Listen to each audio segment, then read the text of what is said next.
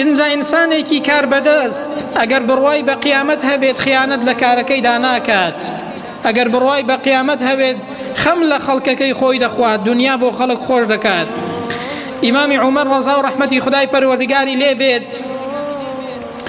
لە یەکێک لە قەولەکانیدا دەفەرمێت ئەگەر تەنها ڕێگە بۆ حەیوانێکیش خۆش نەکەم لە شاخ، ئەگەر حەیوانێک هەڵبدێرێت بەربێتەوە لە شاخدا، دەترسم لە ڕۆژی قیامەتدا خوای پەروەردگار لێم بپرسێتەوە بڵێ ئەی عومەر بۆچی ڕێگات بۆ ئەو حەیوانەیە خۆش نەکردووە لەو شاخەی هەڵدێراوە؟ ئەوە ئینسانێکە کە بڕوای بە قیامەت هەیە، لەگەڵ قیامەتدا دەژێت، گرنگی بە قیامەت دەدات، حیساب بۆ ئەوە دەکات ئەگەر ڕێگە بۆ حەیوانێکیش خۆش نەکات لە ڕۆژی قیامەتێدا خودای پەروەردگار لێی بپرسێتەوە.